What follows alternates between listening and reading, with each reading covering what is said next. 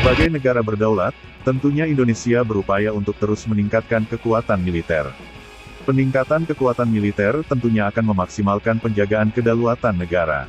Untuk menjaga kedaulatan negara, Indonesia menugaskan TNI sebagai garda paling depan. Ini sesuai dengan konstitusi negara dalam pasal 30 ayat 3, UUD 1945. Dalam menjaga kedaulatan Indonesia, TNI dibagi menjadi 3 matra utama yakni TNI AU, AD dan AL. Saat ini Indonesia tengah berupaya untuk meningkatkan kemampuan tempur TNI. Upaya nyata yang dilakukan Indonesia untuk meningkatkan kekuatan TNI dengan melakukan modernisasi alutsista. Langkah konkret yang diambil Indonesia dalam modernisasi alutsista yakni dengan membeli salah satunya jet tempur anyar untuk TNI AU. Di masa mendatang TNI AU akan semakin gemilang karena hendak diperkuat banyak jet tempur baru, salah satunya Rafale.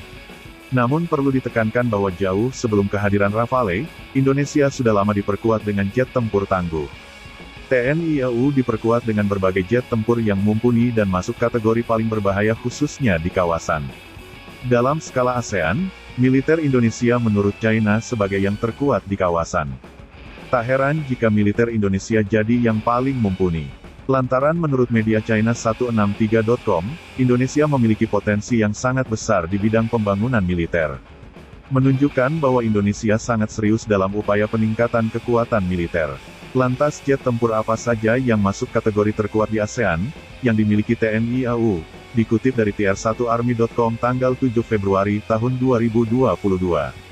Su-27 Flanker pertama kali mulai beroperasi pada tahun 1985. Kehadiran Su-27 dirancang untuk mengungguli F-15 Eagles buatan AS.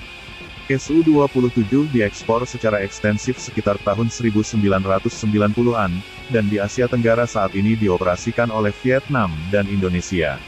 Kemampuan dari Su-27 membuat jet tempur ini masuk kategori paling berbahaya di kawasan.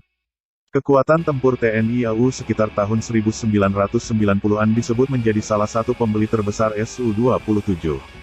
Indonesia disebut berencana memperkuat TNI AU dengan sekitar 100 unit Su-27.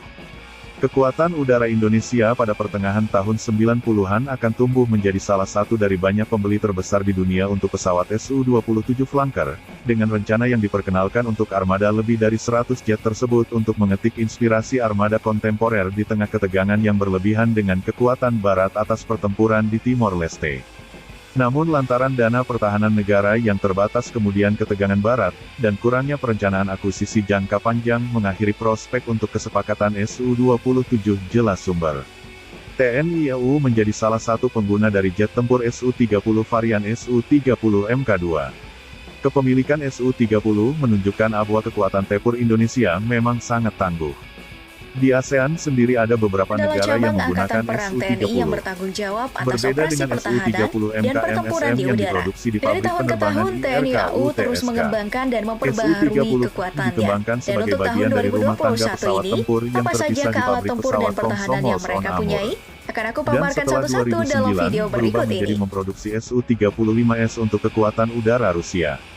Itulah duo jet tempur TNI AU yang masuk daftar terkuat di kawasan.